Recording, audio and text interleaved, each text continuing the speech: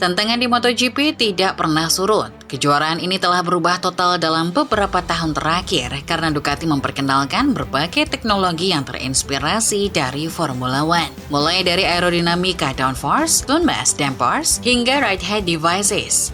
Meskipun teknologi ini dianggap merusak tontonan karena membuat banyak balapan menjadi monoton seperti parade mobil F1, tujuan Ducati sebenarnya adalah untuk kembali menang, bukan untuk menghibur penonton. Dan mereka berhasil mencapai kedua hal tersebut, mengubah wajah balapan dan meraih kemenangan. KTM dinilai sebagai pabrikan yang paling menentang penggunaan teknologi ala F1 dibandingkan pabrikan MotoGP lainnya. Mantan manajer tim KTM, Mike Leitner, pernah menyampaikan kekhawatirannya pada tahun 2019 saat teknologi aerodinamika MotoGP masih dalam tahap awal dan semua prediksinya kini terbukti benar. Leitner mengakui bahwa aerodinamika memang memudahkan pekerjaan pembalap. Namun ia khawatir MotoGP akan bernasib seperti Formula One di mana motor sulit untuk saling menyalip. Ia menjelaskan bahwa para pembalap menyukai sayap karena memberikan sensasi kontak ban depan yang lebih baik. Tanpa sayap, pembalap harus mengurangi gas agar ban depan tidak terangkat. Namun dengan penambahan berbagai perangkat, motor menjadi lebih mudah dikendarai, bahkan oleh pembalap yang kurang berbakat sekalipun. Leitner juga menyoroti aspek keselamatan. Menurutnya, penggunaan sayap memungkinkan pembalap menggunakan akselerasi lebih besar, sehingga mereka tiba di tikungan berikutnya dengan kecepatan lebih tinggi. Akibatnya, jika terjadi kecelakaan, dampaknya akan lebih berbahaya. Ia berpendapat bahwa jika pembalap harus berjuang mengendalikan motor saat keluar tikungan, tontonan akan lebih menarik dan lebih aman karena kecepatan saat tiba di tikungan berikutnya menjadi lebih rendah. Meskipun menyadari bahwa perkembangan teknologi di MotoGP tidak bisa dihindari sepenuhnya, Leitner berharap pengembangan aerodinamika bisa dihentikan. Sama seperti pelarangan suspensi aktif di awal tahun 2000-an. Bagi KTM, pelarangan total terhadap perangkat aero akan sangat menggembirakan. Faktanya, KTM bahkan menganggap peredam massa yang juga diperkenalkan oleh Ducati sebagai sejenis suspensi aktif, sehingga mereka lebih suka jika teknologi tersebut juga dilarang. Namun ironisnya, pabrikan yang membenci teknologi ini pun tidak punya pilihan lain selain menggunakannya jika ingin bersaing memperebutkan kemenangan. Saat ini, KTM menjadi pabrikan yang paling lama puasa kemenangan di lintasan kering dibandingkan pabrikan lain. Kemenangan terakhir mereka diraih pada tahun 2021, sementara Yamaha terakhir menang pada 2022 dan Honda pada 2023. Musim lalu, motor RC16 sering menjadi yang tercepat di lintasan lurus, namun menderita karena kurangnya kemampuan menikung. Kelemahan ini berkontribusi pada kebiasaan motor tersebut yang cepat menghabiskan ban belakang. Pembaruan di pertengahan musim seperti revisi aero untuk kemampuan menikung yang lebih baik dan peningkatan kontrol wheelie terbukti membantu. Hal ini juga didukung oleh pemulihan mental Pedro Acosta yang berhasil meraih podium di 3 dari 4 balapan terakhir. Acosta mengakhiri musim di peringkat keempat klasemen keseluruhan. Unggul 7 posisi dari pembalap KTM terbaik berikutnya, Brad Binder. Binder sendiri mengalami kesulitan sejak Michelin memperkenalkan ban belakang slick dengan cengkraman tinggi di awal tahun 2024. Pembalap Tech 3 Maverick Viñales beradaptasi dengan baik pada motor RC16, namun musimnya hancur akibat cedera. Sementara itu rekan setimnya Enea Bastianini sebagian besar mengalami kesulitan kecuali saat balapan di lintasan licin Barcelona, di mana ia meraih satu-satunya podium. Lantas, apa yang harus dilakukan oleh pabrikan Austria tersebut? Yang kini dimiliki oleh raksasa India, Bajaj, produsen sepeda motor terbesar ketiga di dunia untuk bisa menang lagi. Mengenai peningkatan performa KTM yang terlihat signifikan di GP Austria pada bulan Agustus lalu, Pete Barrer menjelaskan bahwa kemajuan tersebut, termasuk fairing baru yang memperbaiki kemampuan menikung, sebenarnya bukan disebabkan oleh penambahan downforce. Sebaliknya, Barrer mengungkapkan bahwa mereka justru mengurangi downforce untuk mendapatkan beban yang lebih ringan dan fleksibilitas yang lebih besar. Perubahan ini bukan hanya soal aerodinamika semata, melainkan gabungan dari banyak hal-hal kecil. Selain aspek teknis, Barrer menyoroti perubahan strategi manajemen mereka dengan kembali lebih mengandalkan tim penguji. KTM kini membiarkan tim penguji bekerja lebih lama dan lebih tuntas, alih-alih terburu-buru mengambil komponen baru dari mereka hanya karena satu catatan waktu putaran yang bagus. Barrer mengakui bahwa kebiasaan terburu-buru itu sering muncul saat tim berada di bawah tekanan. Dalam hal ini, pembalap penguji Dani Pedrosa sangat membantu. Pedrosa meminta Berger untuk membiarkan tim menyelesaikan pekerjaan dan menyempurnakan komponen baru sebelum dibawa ke balapan. Hal ini penting untuk menghindari kekurangan stok suku cadang yang bisa membuat tim penguji menganggur selama berbulan-bulan. Sistem kerja yang lebih disiplin ini memang tidak memberikan hasil instan, namun terbukti lebih efektif. Perubahan sistem kerja ini diterapkan beberapa minggu sebelum jeda musim panas yang kemudian menghasilkan paket pembaruan kecil, meliputi knalpot, aero, elektronik, dan swing arm baru yang dibawa ke Austria untuk semua pembalap. Berger juga merasa lega karena para pembalap sudah menemukan titik balik mental sejak balapan di Brno menggunakan motor lama, sehingga mereka mulai percaya kembali pada proyek dan motor tersebut. Namun Berger mengakui bahwa kesulitan yang mereka hadapi di Misano benar-benar di luar dugaan. Padahal sebelumnya motor mereka mampu tampil baik di 4 sirkuit dengan karakter berbeda, baik yang memiliki cengkraman tinggi seperti Brno maupun rendah seperti Barcelona. Di Misano, masalah utamanya adalah cengkraman ban belakang yang terlalu tinggi justru menyebabkan getaran berlebih pada bagian depan. Tim terlambat mengatasi masalah ini, meskipun Pedro Acosta sempat memperbaikinya saat kualifikasi sebelum akhirnya terjatuh. Terkait detail teknis, Berger menjelaskan bahwa Pedro Acosta menggunakan garpu suspensi WP khusus untuk mendapatkan stabilitas lebih di bagian depan karena gaya balapnya di beberapa titik lebih ekstrim dibandingkan pembalap KTM lainnya. Berger juga mengklarifikasi mengenai penggunaan mass damper atau peredam massa yang ditingkatkan. Perangkat ini dikerjakan sepenuhnya oleh tim internal KTM, bukan oleh Red Bull Technology yang lebih fokus pada aerodinamika. Berger mengakui bahwa mass damper adalah teknologi yang sangat rumit karena getaran motor selalu berubah-ubah tergantung suhu dan kondisi lainnya. Jika salah perhitungan, frekuensi getaran justru bisa bertambah parah. Ia bahkan menyamakan teknologi ini dengan suspensi aktif yang dilarang di MotoGP dan berharap mass damper juga akan dilarang di masa depan. Terakhir, menanggapi aturan teknis baru untuk tahun 2027, Berger berpendapat bahwa meskipun alasan utama pengurangan kapasitas mesin adalah keselamatan, pada kenyataannya kecepatan di tikungan, tempat di mana kecelakaan sering terjadi, justru diprediksi akan semakin tinggi. Melanjutkan pandangannya mengenai kondisi balapan saat ini, Pete Berger menyoroti dilema yang dihadapi terkait performa ban.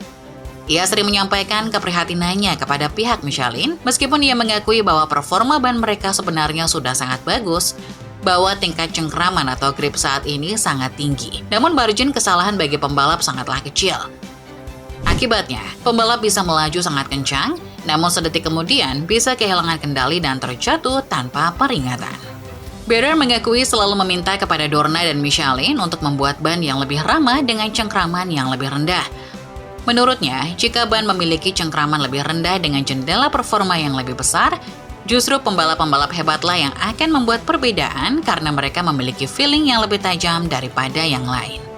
Namun, ia merasa pihak penyelenggara tampaknya lebih mementingkan pemecahan rekor waktu putaran. Padahal, jika pembalap memiliki margin keselamatan yang lebih besar, hal itu akan sangat menghemat anggaran tim yang biasanya terkuras untuk perbaikan akibat kecelakaan. Beralih ke analisis teknis bersama Sebastian Risa mengenai performa KTM RC16 tahun ini. Ia mengakui bahwa motor mereka tidak konsisten. Risa menjelaskan bahwa sejak tes musim dingin, mereka melakukan banyak pengembangan yang membuat motor lebih halus dan menikung lebih baik. Namun saat balapan dimulai, mereka menemukan beberapa keterbatasan dari arah pengembangan tersebut dan berusaha belajar darinya. Menjelang jeda musim panas, KTM memperkenalkan beberapa pembaruan yang fokus utamanya adalah kemampuan menikung.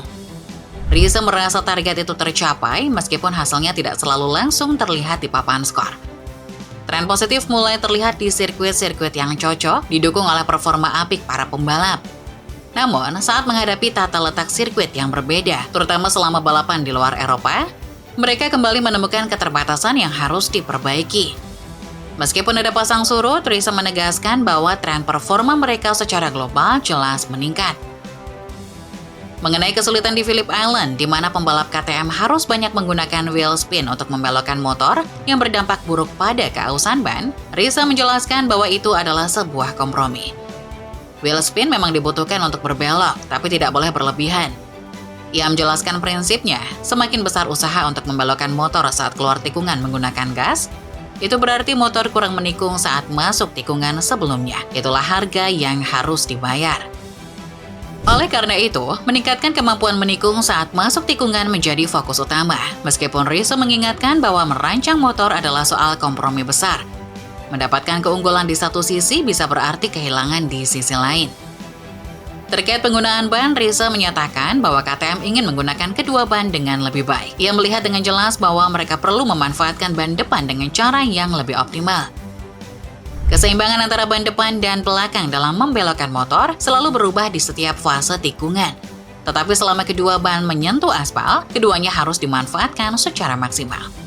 Terakhir, mengenai pembaruan aerodinamika di bulan Agustus, Rizzo merinci bahwa mereka sebenarnya sudah mengambil langkah awal setelah tes Aragon di bulan Juni. Di sana, mereka mengubah keseimbangan antara area yang berbeda dan beralih ke konsep downforce yang berbeda.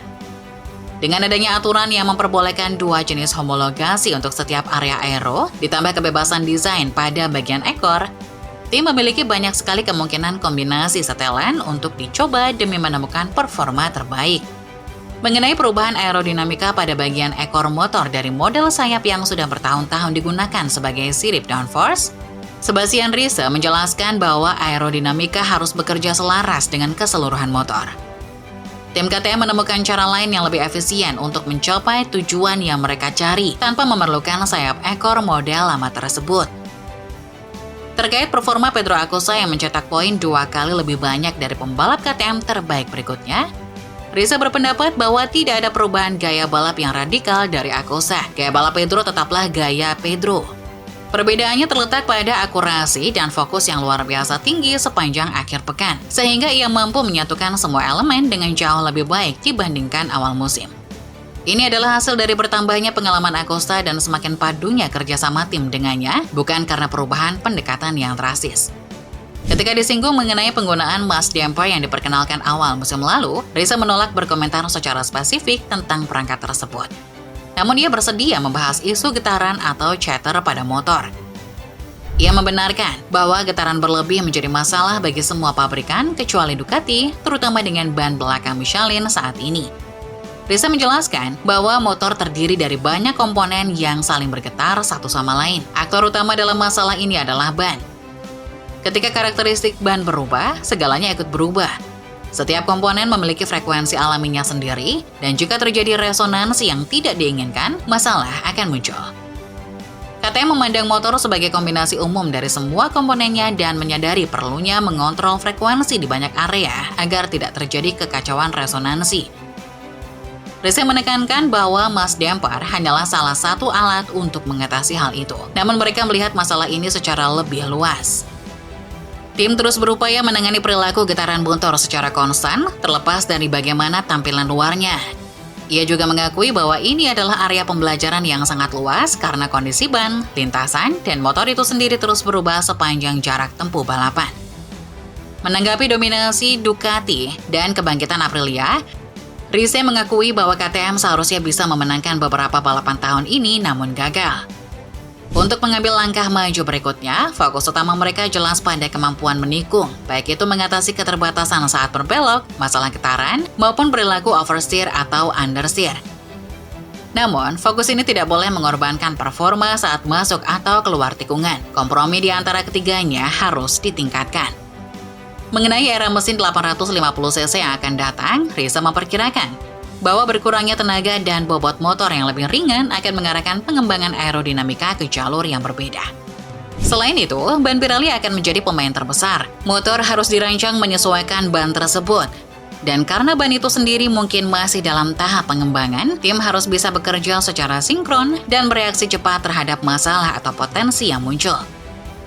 Tantangan terbesar untuk musim depan dan 2027 adalah mengembangkan motor 1000cc dan 850cc secara bersamaan.